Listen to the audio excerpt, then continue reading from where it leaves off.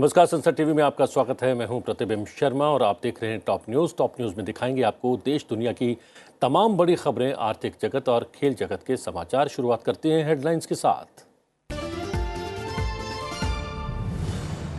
Well में घुसकर नारेबाजी करने का मामला, राज्यसभा के 12 सांसदों के विरुद्ध विशेषाधिकार हनन की होगी जांच।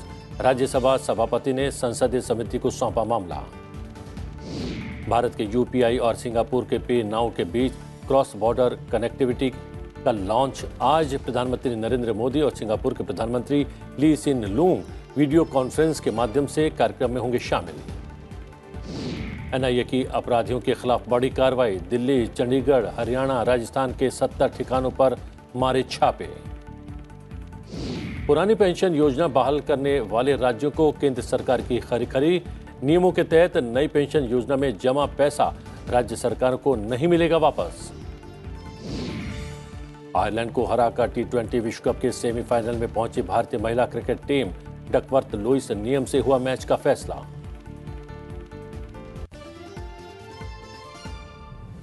और अब खबरें विस्तार से।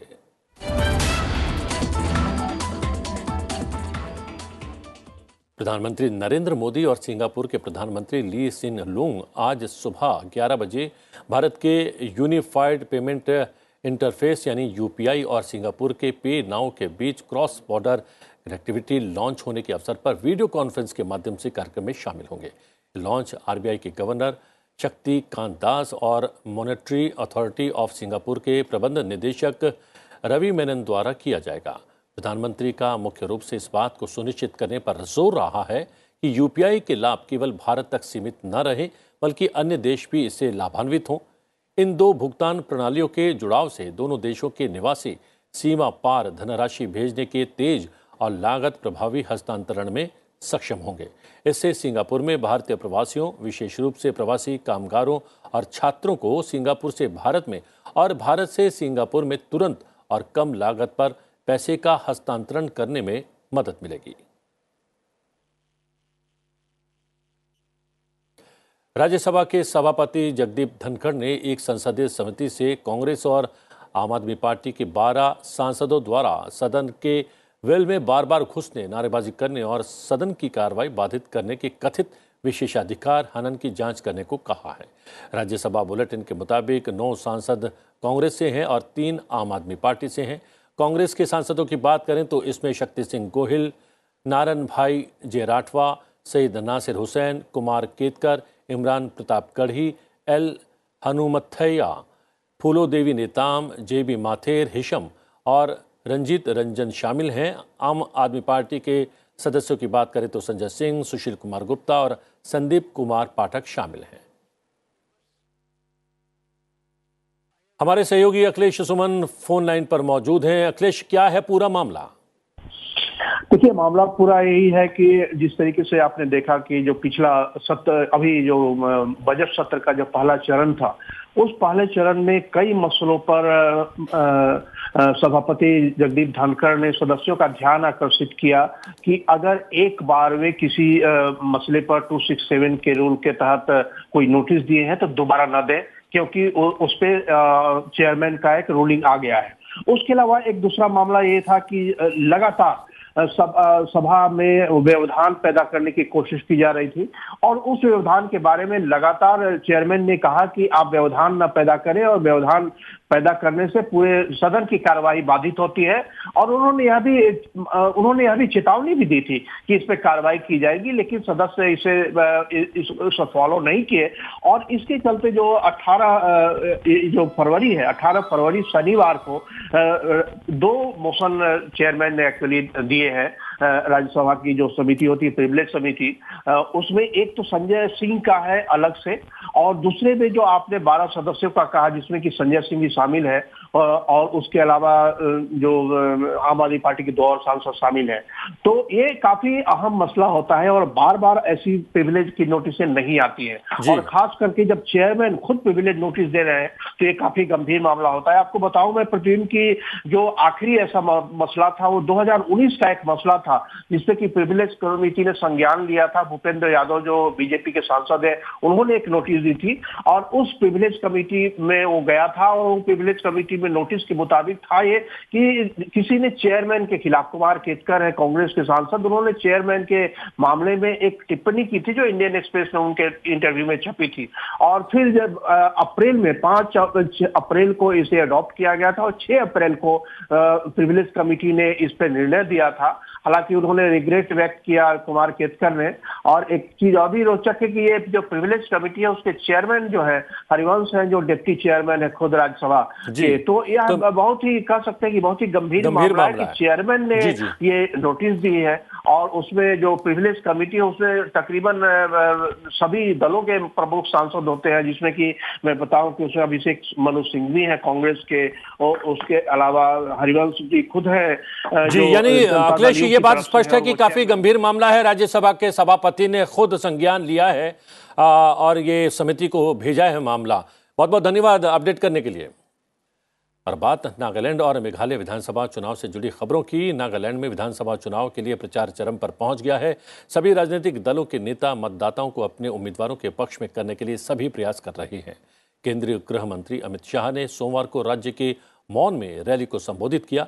इस अवसर पर उन्होंने कहा कि नागा समुदाय में विशेषकर महिलाओं का जो सम्मान है उसकी पूरे देश में प्रशंसा है। बीजेपी ने फोंग नोन कोन्याक को नागालैंड की सबसे पहली महिला बनाने का काम सौंपा था, वो हो गया है। हमने ईएनपीओ के साथ, ईस्टर्न नागालैंड पीपल्स ऑर्गेनाइजेशन के साथ चर्चा की, उनकी मांगों को समझा है और मैंने विश्वास दिलाया है कि चुनाव के बाद रियो साहब के नेतृत्व में एनडीए की जो सरकार बनेगी, हम आपकी सारी समस्याओं का समाधान करेंगे। केंद्रीय गृह मंत्री अमित शाह आज नागालैंड के मोकोक चुंग टाउन में एक और रैली करने वाले हैं। इसके अलावा वो आज मेघालय में 2 चुनावी रैलियों को संबोधित करेंगे। पहली चुनाव प्रचार रैली पश्चिम शिलोंग में और दूसरी पिंथोरुम खाह में आयोजित की जाएगी। सीधा रुख करते हैं अपने सहयोगी सूरज मोहन झा का। सूरज, आज 2 रैलियां हैं, क्या कुछ माहौल है वहां पर?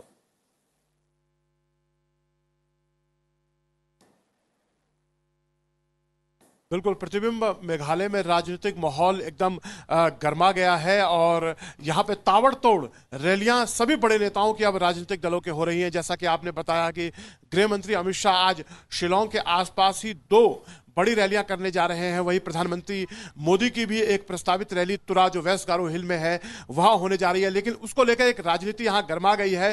राज्य प्रशासन ने वहां पर जिस स्टेडियम में भारतीय जनता पार्टी ने प्रधानमंत्री की रैली के लिए परमिशन मांगी थी, वहां से परमिशन नहीं मिला, तो भारतीय जनता पार्टी ने यहां के मुख्यमंत्री कर्नाड संगमा पे हमला करते हुए कहा कि प्रधानमंत्री मोदी की लोकप्रियता को देखते हुए कहीं ना कहीं ये परमिशन डिनाई की गई है और जो स्टेडियम केंद्र सरकार के सहयोग से बन रहा था, क्या वो निर्माणाधीन नहीं है, जिसका तर्क दिया जा रहा है, तो ये भ्रष्टाचार हुआ है। लेकिन कल इस पर जवाब देते हुए मुख्यमंत्री कर्नाड संगमा ने कहा कि मुख्यमंत्री कार्यालय या मुख्यमंत्री की तरफ से कोई मनाही नहीं की गई है, ये पूरी तरह से प्रशासन का फैसला है।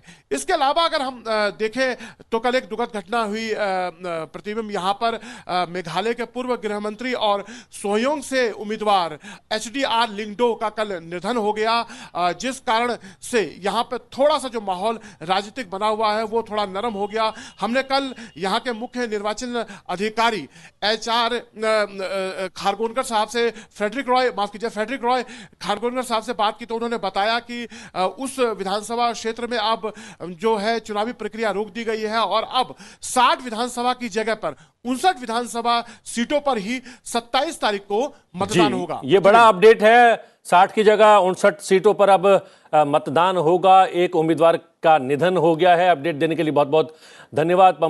पवन कुमार शर्मा हमारे साथ जुड़ गए हैं। पवन नागालैंड में मौजूद हैं। पवन, नागालैंड में क्या कुछ होने वाला है, क्योंकि अब 1 सप्ताह से कम का वक्त बचा है मतदान के लिए? प्रतिबिंब, यहाँ भी बिल्कुल जो चुनावी माहौल है वो बिल्कुल बना हुआ है। कल जो है केंद्रीय गृह मंत्री अमित शाह जो हैं वो यहाँ पे मोन जिला है, वहां पे उन्होंने रैली की और उसमें स्थानीय जो राज्यसभा सांसद है फोंगसोंग कोन्याक हो और वहां के उम्मीदवार एक दूसरे कोन्याक हैं, वही हैं वहां पे, तो वो वहां पे शामिल थे।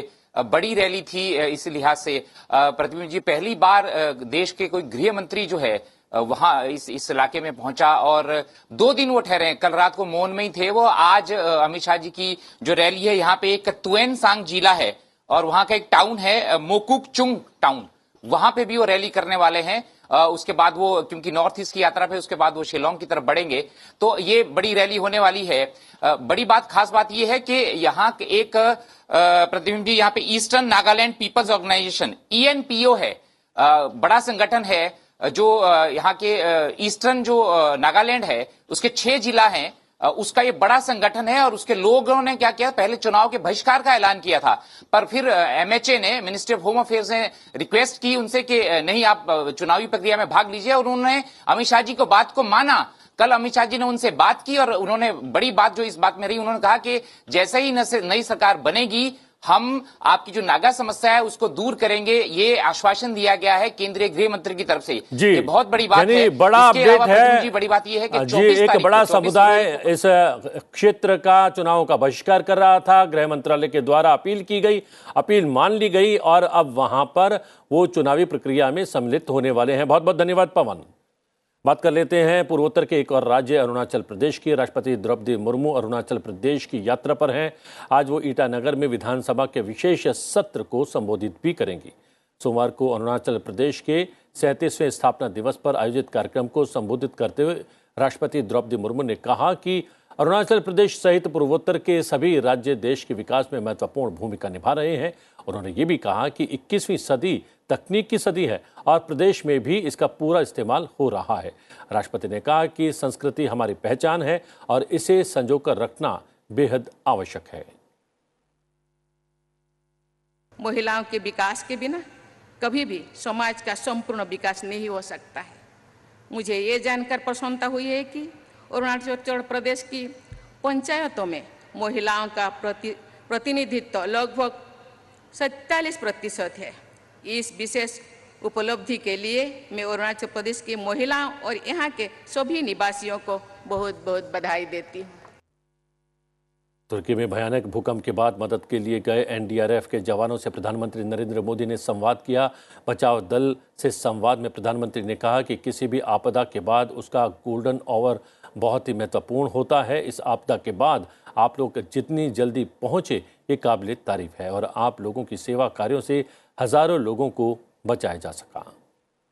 तुर्की में आए भीषण भूकंप में मददगार बन पहुंची भारत की NDRF का ऑपरेशन दोस्त पूरा हो चुका है। अपने मिशन को अंजाम देकर टीम सकुशल वतन वापस आ गई है।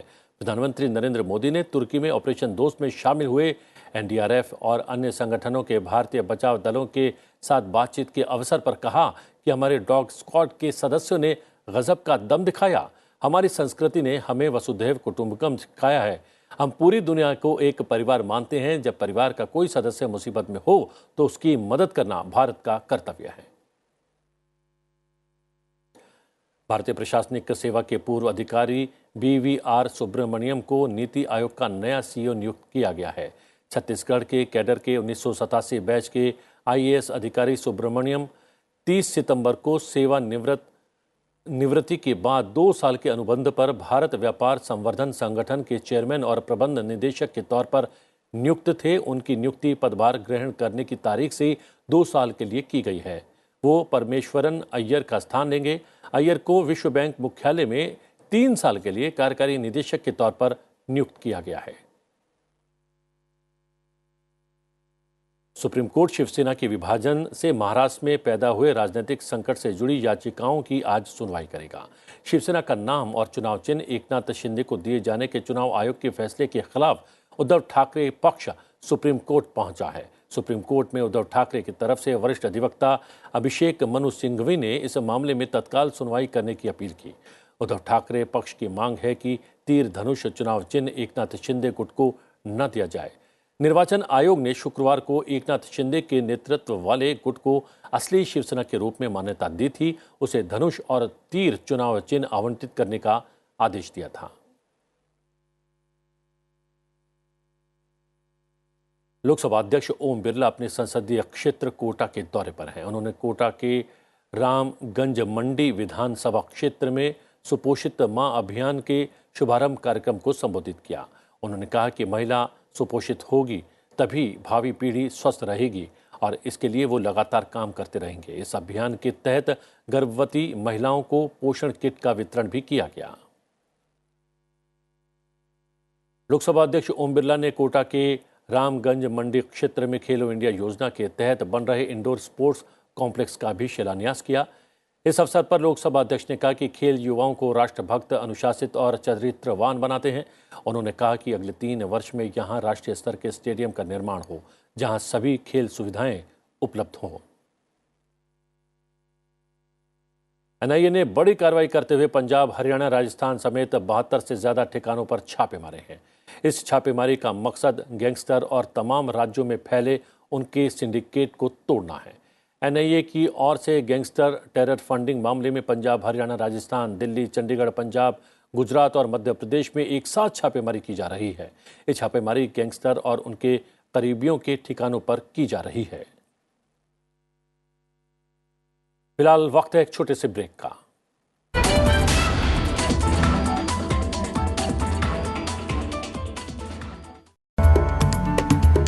लय और सुर, ये इसी से संगीत बनता है। और फिर तबला सीखना शुरू किया 6 साल की उम्र में, तो वो बनारस घराना की नींव मुझे मिली। आपको लेडी जाकिर हुसैन भी कहा जाता है। ये एक जो इंटरेस्ट था वो एक पैशन बना, पैशन से ये प्रोफेशन बना।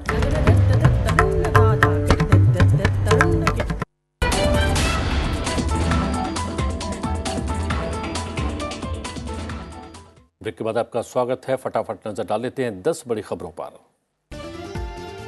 भाजपा के राष्ट्रीय अध्यक्ष जेपी नड्डा कर्नाटक दौरे पर हैं। आज वो चिकमंगलूर में बुद्धिजीवियों के साथ बैठक में भाग लेंगे और दोपहर के समय हासन जिले के बेलूरू में एक सार्वजनिक बैठक में शिरकत करेंगे।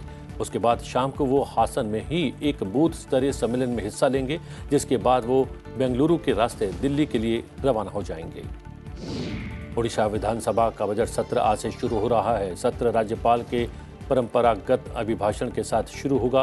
ये सत्र 6 अप्रैल तक 2 चरणों में जारी रहेगा। वित्त मंत्री निरंजन पुजारी 24 फरवरी को सदन में वित्त वर्ष 2023-24 का वार्षिक बजट पेश करेंगे और विनियोग विधेयक 31 मार्च को पेश किया जाएगा। छत्तीसगढ़ की राजधानी रायपुर में 4 दिन बाद शुरू होने वाले कांग्रेस के महाधिवेशन से पहले प्रदेश कांग्रेस के आधा दर्जन नेताओं के यहां केंद्रीय एजेंसी प्रवर्तन निदेशालय यानी ईडी ने छापा मारा है। रायपुर में 24 से 26 फरवरी तक कांग्रेस का अधिवेशन होना है। उससे पहले सोमवार को ईडी ने ये छापेमारी की है। कृष्णागिरी में सेना के एक जवान की हत्या पर डीएमके सरकार के विरोध के रूप में तमिलनाडु भारतीय जनता पार्टी आज चेन्नई में 1 दिवसीय भूख हड़ताल और मौन रैली आयोजित करेगी। इस बीच तमिलनाडु पुलिस ने कृष्णागिरी में जवान की मौत के मामले में मुख्य आरोपी डीएमके पार्षद चिन्नासामी और उनके बेटे राजा पंडित सहित 9 अन्य लोगों को गिरफ्तार कर लिया है। दिल्ली उच्च न्यायालय इनामुल हक की जमानत याचिका पर सुनवाई करेगा। हक को प्रवर्तन निदेशालय ने 18 फरवरी 2022 को पश्चिम बंगाल में भारत बांग्लादेश सीमा पर मवेशियों की तस्करी से संबंधित एक मामले में मुख्य आरोपी के रूप में गिरफ्तार किया था। सर्वोच्च न्यायालय अगस्त 2018 से जेल में बंद भीमा कोरेगांव मामले के आरोपी वर्नोन गोंजाल्विस और अरुण फरेरा की जमानत याचिका पर सुनवाई करेगा। हैदराबाद मेट्रोपॉलिटन डेवलपमेंट अथॉरिटी आज से 23 फरवरी तक रंगारेड्डी, सांगारेड्डी और मेडचल मलकजगिरी जिलों में स्थित 39 भूमि पार्सल की ई नीलामी के लिए प्री बिड मीटिंग आयोजित करने वाला है। उनमें से 10 भूमि पार्सल रंगारेड्डी जिले में स्थित हैं, 6 मेडचल मलकाजीगिरी जिले में स्थित हैं और 23 सांगारेड्डी जिले में हैं। दिल्ली सरकार के परिवहन विभाग ने एक पब्लिक नोटिस जारी करते हुए प्राइवेट बाइक टैक्सी के कमर्शियल इस्तेमाल पर रोक लगा दी है। नोटिस में यह भी स्पष्ट किया गया है कि आदेश जारी होने के बाद भी बाइक को टैक्सी के रूप में चलाने वालों का चालान कटेगा। यही नहीं, नियम का उल्लंघन करने वाले बाइकरों का लाइसेंस भी रद्द हो सकता है। लोकप्रिय पहाड़ी मंदिर यदाद्री में पहला ब्रह्मोत्सव आज से शुरू होकर 31 मार्च तक चलेगा। ये ब्रह्मोत्सव मुख्य मंदिर के पुनर्निर्माण के बाद पहली बार आयोजित किया जा रहा है। देश के ज्यादातर हिस्सों में तापमान में जबरदस्त बढ़ोतरी हो रही है। दिल्ली में गर्मी ने सारे रिकॉर्ड तोड़ दिए हैं। दिल्ली के सफदरजंग हवाई अड्डे पर कल 33.6 डिग्री सेल्सियस दर्ज किया गया, जो पिछले 55 वर्षों में फरवरी के महीने में तीसरा सबसे अधिक तापमान है। हालात इतनी तेजी से बदल रहे हैं कि राजस्थान में पारा 37 डिग्री के पार पहुंच चुका है। मौसम विभाग के मुताबिक अगले 2 दिनों में कोंकण, गुजरात और पश्चिमी राजस्थान में तापमान 39 डिग्री तक पहुंच सकता है। और अब अंतर्राष्ट्रीय समाचार। तुर्की में एक बार फिर भूकंप के तेज झटके महसूस किए गए हैं। रिक्टर पैमाने पर इसकी तीव्रता 6.3 मापी गई है। यूरोपीय भूमध्य सागरीय भूकंपीय केंद्र के मुताबिक तुर्की सीरिया सीमा इलाके में 2 किलोमीटर की गहराई 6.3 तीव्रता का भूकंप आया। तुर्की के दक्षिण प्रांत हाथे में 2 बार भूकंप के झटके महसूस किए गए। तुर्की के गृह मंत्री सुलेमान सोइलू के मुताबिक ताजा भूकंप में 3 लोगों की मौत भी हो गई है और 213 लोग घायल हुए हैं। भूकंप के झटके के बाद लोग अपने अपने घरों से बाहर आ गए और हर तरफ अफरा तफरी का माहौल दिखाई दिया। ताजा भूकंप के झटकों से कई इमारतों को नुकसान पहुंचा है। रूस और यूक्रेन युद्ध के बीच अमेरिकी राष्ट्रपति जो बाइडेन यूक्रेन की राजधानी कीव पहुंचे, जहां उनका जोरदार तरीके से स्वागत किया गया। उन्होंने एक तरफ जहां यूक्रेन के राष्ट्रपति जेलेंस्की से मुलाकात की, तो वहीं दूसरी तरफ यूक्रेन की हर संभव मदद करने का ऐलान भी किया। बाइडेन ने इस अवसर पर जोर देकर कहा कि अमेरिका लगातार यूक्रेन के साथ खड़ा रहेगा। बता दें कि रूस यूक्रेन युद्ध के 1 साल होने के कुछ दिन पहले अमेरिकी राष्ट्रपति जो बाइडेन ने दौरा किया है, जिसे बेहद महत्वपूर्ण माना जा रहा है। पाकिस्तान और अफगानिस्तान के बीच डूरन लाइन पर एक बार फिर से झड़प का मामला सामने आया है। तालिबान द्वारा मुख्य व्यापारिक और क्रॉसिंग पॉइंट तोरखम गेट को बंद करने के बाद इस्लामिक अमीरात बलों और पाकिस्तानी सीमा रक्षकों के बीच झड़प शुरू हो गई। साथ ही सीमा के दोनों तरफ के लोगों ने ऊपरी इलाके में मारपीट शुरू कर दी। तोरखम गेट पर मौजूद एक खुफिया अधिकारी करीमुल्ला आगा के मुताबिक उनमें से एक पाकिस्तान का है, दूसरा अफगानिस्तान के रक्षा मंत्रालय का। अंतर्राष्ट्रीय समाचार के बाद नजर डालते हैं आर्थिक जगत की बड़ी खबरों पर।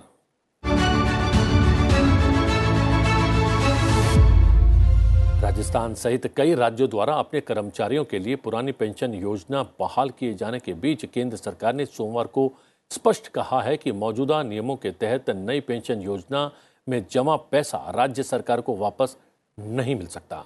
वित्त मंत्री निर्मला सीतारमण और वित्तीय सेवा सचिव विवेक जोशी विभिन्न भागीदारों से बजट के बाद चर्चा में भाग लेने के लिए जयपुर में आयोजित एक कार्यक्रम में शामिल हुए। दोनों ने कहा कि अगर कोई राज्य सरकार ये अपेक्षा कर रही है कि एनपीए के लिए जमा किया गया पैसा उन्हें वापस मिल जाएगा, तो ये मुमकिन नहीं है। केंद्र सरकार का ये स्पष्टीकरण ऐसे समय में आया है जबकि राजस्थान के मुख्यमंत्री अशोक गहलोत ने हाल ही में कहा था कि केंद्र ने एमपीएस के तहत जमा पैसा राज्य को नहीं लौटाया तो राज्य सरकार अदालत का दरवाजा खटखटाएंगी। और बात खेल जगत की।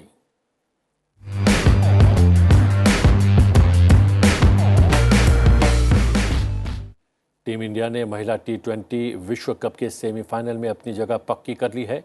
पोर्ट एलिजाबेथ के सेंट जॉर्ज पार्क में हुए मुकाबले में भारतीय महिला टीम ने आयरलैंड को डकवर्थ एंड लुइस नियम के तहत 5 रनों से हरा दिया। भारतीय टीम ने आयरलैंड को जीत के लिए 156 रनों का टारगेट दिया था, लेकिन 8.2 ओवर के खेल के बाद ही बारिश आ गई और उस समय आयरलैंड ने 2 विकेट पर 54 रन बनाए थे और वो तब DLS नियम के तहत 5 रनों से पीछे थी। भारतीय टीम की जीत में ओपनर बल्लेबाज स्मृति मंधाना का अहम रोल रहा। स्मृति ने 87 रनों की बेहतरीन पारी खेली। सेमीफाइनल में अब भारतीय महिला टीम पहुंच चुकी है, जहां उनका मुकाबला ऑस्ट्रेलिया से होने की संभावना है। मिस्र में चल रहे ISSF निशानेबाजी विश्व कप में सोमवार को भारतीय निशानेबाजों ने स्वर्णिम सफलता हासिल की।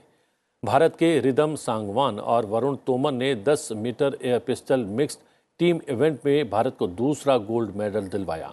इसके अलावा रुद्राक्ष पाटिल और नर्मदा राजू ने फाइनल में हंगरी की जोड़ी को 16-6 से हराकर 10 metre air rifle mixed team event में एक और गोल्ड मेडल जीता। राइफल और पिस्टल शूटिंग के लिए जारी ISSF विश्व कप में भारत 2 गोल्ड मेडल की जीत के साथ पदक तालिका में शीर्ष स्थान पर पहुंच गया है। बता दें कि वरुण तोमर ने रविवार को पुरुषों की 10 मीटर एयर पिस्टल स्पर्धा में ब्रॉन्ज मेडल जीता था।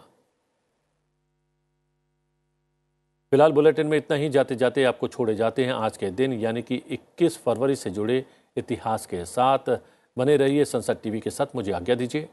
नमस्कार। 21 फरवरी साल 1894 को शांति स्वरूप भटनागर का जन्म स्वतंत्रता पूर्व शाहपुर में हुआ, जो आज पाकिस्तान में है। ये भारत के प्रख्यात वैज्ञानिक थे। इन्होंने लंदन से विज्ञान में डॉक्टरेट की उपाधि प्राप्त की।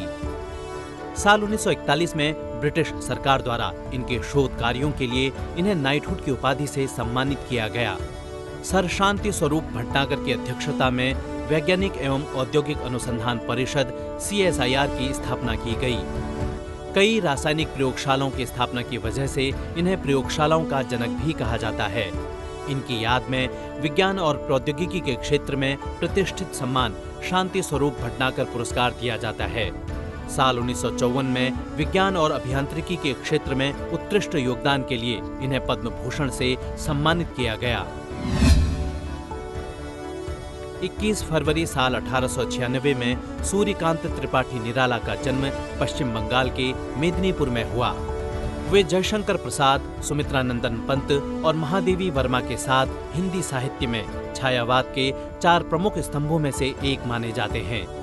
निराला जी एक लेखक, कहानीकार, कवि, उपन्यासकार, निबंधकार और संपादक रहे। उन्होंने अपनी लेखनी के जरिए गरीबों और शोषित वर्ग के प्रति हो रहे अन्याय पर लिखा, लेकिन निराला जी अपनी कविताओं के कारण अत्यंत लोकप्रिय हुए।